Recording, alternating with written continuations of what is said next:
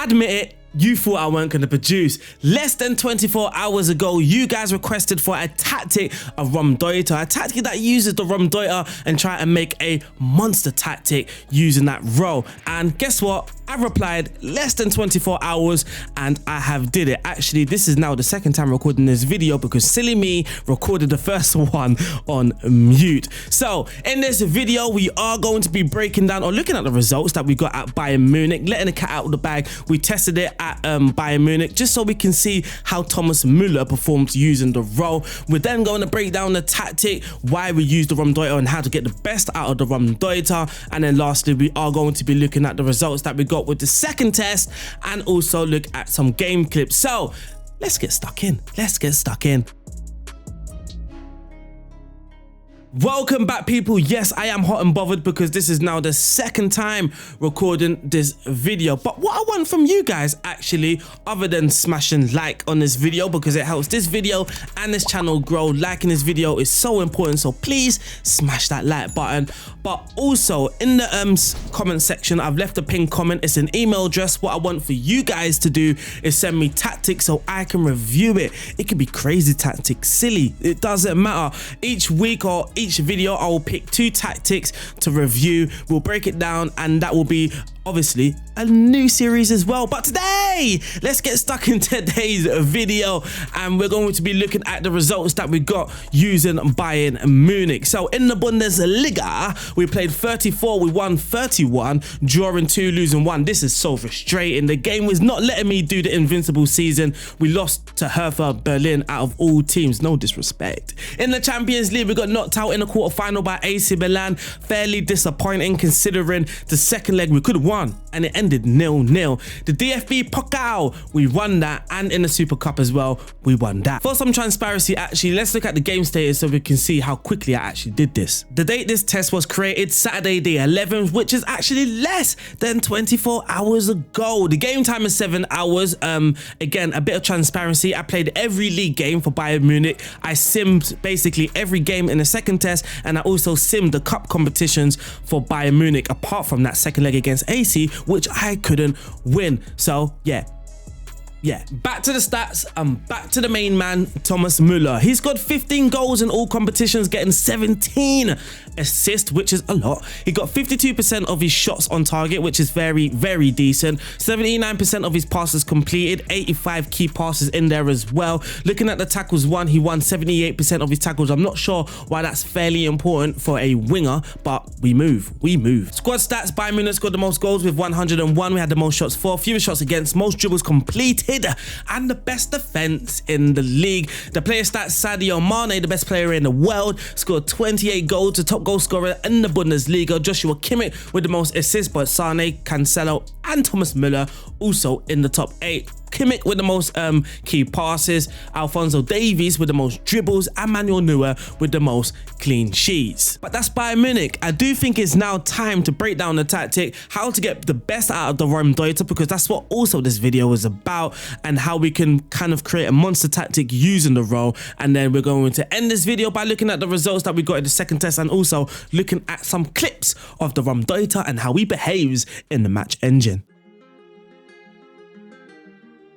As always, we have a game plan. This is something that I will always recommend you guys doing as well. Whenever you're creating a tactic, just have some ideas. Just write down the idea, and then it's kind of easier to try and put those ideas into practice in the game. So we are looking to use the 4-2-3, 1-4-4-2 asymmetric shape in possession to overload the left-hand side, isolating the right-hand side for the Raumdeuter. The ball progression to the middle third was mainly down to the fullbacks and the pivot players. This is more of an analyst rather than the game plan. This is something that I saw, and I also seen this through the stats as well. The players with the most progressive passes are the 2 pivot players and the fullbacks. So whenever, or if you're planning to use this tactic, make sure those players have decent passing. The striker drops to receive, and that allows the attacking midfielder and the Raumdeuter to attack channels and defensive back lines. We build up from the back using a 4+2 shape, and we're looking for numerical advantage, which is why we are using the 4+2 shape. The focus player on the left again is to help isolate the Raumdeuter against the fullback on the... My Twitch alert. Wow, my Twitch alert just came through the speakers. Let's say that again. Focus play on the left-hand side is to isolate the Raumdeuter against the fullback on the right-hand side. We are playing with a quicker tempo and expression in the final third, which is what it's supposed to say. Encourage individual skill to create chances for the team and look to pass the ball into space to encourage forward runs towards the opponent's box. That's the game plan. Let's put that into practice already. Like in the last video, we have the player roles all figured out. So the super keeper on support in goal. The two central defenders are ball playing defenders. The left back, a wing back on support. And then on the right hand side, we have a wing back on attack, mainly because the Raumdeuter likes to sit more narrow. He likes to move into his channels and roam from his position. So we need to make sure we always have width on the right hand side. On the left hand side, that's all dealt with by the winger on support. In midfield, we do have a Roman playmaker. He's the build-up player. When we are building out from the back, we mainly look to our playmaker. Now, he's on the left on purpose because, again, we want to shift the play to the left-hand side and underload the right-hand side. His midfield partner is a defensive midfielder on support, just organizing things, help keep things organized. In the attacking line, we do have a winger on the left hand side. We have the attacking midfielder on the left hand side. Again, he's not in the middle because we want to create an overload to isolate. I probably mentioned that 3, 4, 5, 6 different times now, but that's how important the idea is. And up top, we do have that false 9 dropping deep, allowing the attacking midfielder and the Raumdeuter to make runs off him. Now for the all-important team instructions, the mentality, guess what? We left that on balance. It's sort of my new thing. It's the go-to this year, ain't it? Now for the approach play, we are going to be playing out from the back. Focus play down the left-hand side. Again, I'm not even going to mention it. And then we are also going to pass into space, which is going to encourage more forward runs towards the goal. The passing directness, I've left this on standard and the tempo is on higher, but this is where tweaking is involved. If you feel that you're losing the ball too much and Football Manager tells you, if you're playing a game, you can see the passing percentage. Just look at the passing stats. If it's around 80%, even though we're not a heavy possession based side, that is not good enough. We're losing the ball too often. What you can do is drop it 1, passing directness on shorter. You can kind of see how this works out or plays out. Again, if you feel you're losing the ball too often, just put the tempo in towards the middle. Now in the final third, the creative freedom, be more expressive and encourage more expression and individual brilliance. In transition, when we've won the ball, we are going to make counter-attacking movements. We're not going to counter-press or regroup because I didn't find neither effective or ineffective, if that makes sense. I felt the tactic was just fine, leaving it in the middle. Again, this allows you or leaves it open for you guys to tweak if you feel you need to. For me, I didn't feel like I needed to touch this.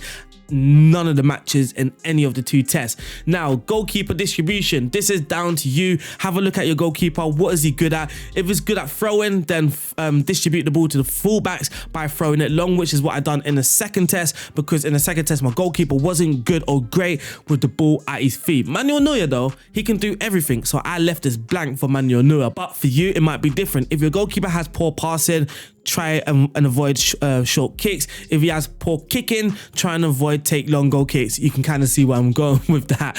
Out of possession, the line of engagement, you can we are using a high press. I was about to say you can make this a high press. We are using a high press. The trigger press is on much more often. Prevent the short goalkeeper distribution. Get stuck in. Now, again, the trigger press, you don't need to use much more often if you don't want to. More often was fine. If you feel that your press isn't then aggressive enough, then you can then use counter press. Tweaking, fine tweaks is all very important because what works at Bayern Munich might not work at the second test, which, you know what, I will show you. So we do have another tactic where the focus play is down both flanks for the second test. Halfway through the season, I felt that my Raumdeuter was losing his effectiveness, so I then put focus play down the right, and then he started to score more goals. The time wasting as well, now it's on sometimes, because the first half of the season dominated. Second half, we started to lose our legs, and I thought, what's going on? I put time wasting on, and then our team started to perform better again, and it's mainly or possibly because the intensity was too high. Time wasting, letting people take a breather at stages is probably helping a lot. Then we do have a cautious version where we smash teams, and I'm talking about the best team in the league. We smashed them 4-1 away from home, not once but twice. You know what? cat out the bag again. Club Brugge is the team that we smashed, and Antwerp is the team that we tested this with. So now let's fly to Belgium and have a look at the results.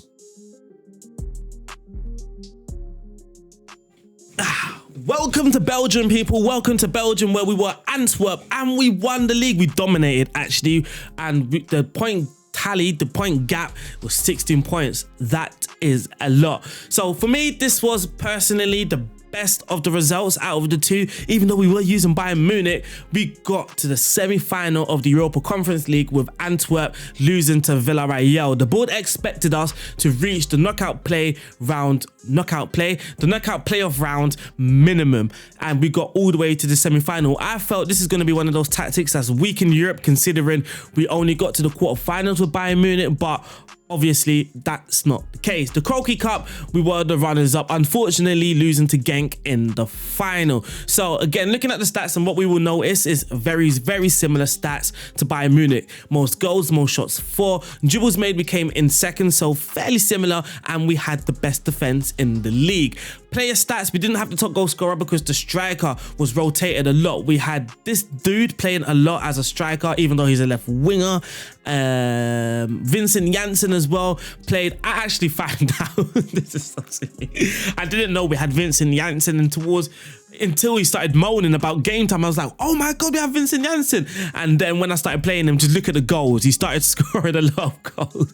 So silly. So silly. Looking at the top assists, it's our guy, Calvin Stengs. Now I'm looking for where our Raumdeuter shines, and here he is, Guy Ronald Kirk. He is second with most tackles won. Wow, that's probably not the stat that you want to shine in when I'm trying to showcase your talents, but you scored 10 goals, 12 assists, or 22 goal contribution, 50% shots on target of, 50% shots on target, very similar to Thomas Müller, 81% passes completed, very similar to Thomas Müller, and 78% tackles won, very similar to Thomas Müller. So we're seeing something with these roles. They're very effective in front of goal. They like to play key passes. Well, you can see key passes are the 106, but they're also very, I'll say, reliable with their passing, and then with the tackles as well. They do put in a shift with the tackles, as you saw Kirk with the second most tackles in the league. Overall though, I think this is a very good tactic, one I'm actually planning to use now on an offline save because of the results that we're getting. But you can see the striker scoring 25 goals, Mayoshi scoring 22 as the attacking midfielder, Vincent Janssen scoring 16 despite not playing for majority of the season. We have Gherkin scoring 16 goals. He played a lot of games as a striker as well. I don't know why. So when I was asking my assistant to pick the team, it kept picking him instead of Vincent Janssen. That's probably because of the false 9 role, but this guy cannot finish. No first touch, no technique, no passing. So it's again to show you that the tactic can actually be strong despite not having the perfect or the ideal players in their roles. Kirk getting 10 goals and 12 assists. Then getting 21 assists, majority probably set pieces. Mayoshi getting 14 assists. That Balakwisha guy getting 11 assists, and the right back getting 10. I'm trying to think if I've forgotten anything. I don't think I have. That will be the end of the video. Now what we are going to do is just have look at a few clips of the Raumdeuter scoring goals, because we're going to see something very similar. Actually, the XG were underperforming, and the actual points, forget about that, because the league splits and it messes up the points tally. And the goals per game for Antwerp, we got 2, but for Bayern Munich it was 3. It's more, as you expect. So that's the end of the video, or if you guys want to leave after the clips, even better. But I know a lot of you don't like watching the clips, so thank you guys for watching. If you're new or you haven't yet, make sure you have liked this video, subscribe, and leave a comment, or send me a tactic to review. Now let's look at some clips. So with these clips, the idea is to show you the behaviors of the Raumdeuter, because it's a role that many of us aren't using, and it's kind of me trying to show you how, hey, this is how you can use it. So here's Mario Götze, not our player. Joshua Kimmich gets the ball, and look at Thomas Müller on the top of the screen here. So as soon as Kimmich wins the ball, you can see Thomas Müller, he's making that run inside the channel, so between the fullback and the centre back, and he doesn't just stop there. Actually, he thinks that's not enough. I'm now going to run between the 2 centre backs. He does that, gets on the end of the ball and bangs it it in. Similar again, this time against Stuttgart. Daily Blind gets the ball. Hernandez, João Cancelo. Look at Thomas Müller. It's that movement. It's that off the ball, that anticipation. Those are probably the two mental attributes that you really need to have. So as soon as he gets the ball, he's read the game, he's read the situation, he's attacked the space, and he gets a bit fortunate at the end. He dinks the goalkeeper, but the defender kicks the ball against the post and it goes in. This is the Raumdeuter getting assist. So he's actually won a tackle here. So we've got to see him win a tackle. Now he's moving inside, narrow into that channel. He beats the challenge, puts the ball into the box for Musiala, and mwah, what a goal. But of course, it weren't just Thomas Müller playing in this role. It was also Kirk at Antwerp. So here's a goal at Antwerp. Gherkins has got the ball. So what I wanted to show you here actually is the initial build up. You can see here the attacking midfielder has the ball, but there's a slight focus on the left hand side. Now, if you notice where the defenders' positionings are and our players as well, everyone's slightly focused on top of the screen. And then if you look at the bottom of the screen, we've got our wing back holding that width, maintaining that width, and then we've got Kirk attacking that fullback. He's now moved beyond, oh, he's got back now. And you can, so we've got a bit of fortunate again, a bit of luck, but we forced that luck due to our play. He clears the ball, Kirk picks up the rebound and smashes it in. So here is against Anderlecht. Engels plays it to Engelkamp. Kirk is attacking that space. Attack, attack, attack. That's what the Raumdeuter wants to do. He wants to attack this space. So the last clip, again, Anderlecht, I think it's the same game. We've got the ball here. Balakwisha and Kirk, as soon as anyone has the ball in a dangerous area, the first thought for the Raumdeuter is to attack the channel, look for space in between the fullback and the centre back, and bang, that is it. So that's how you can get the best at the Raumdeuter. I hope you guys have enjoyed this video. Don't forget to keep sending me some silly requests, but also send me your tactics to review. I'll see you guys soon. Stay safe. God bless. Peace out. Boop.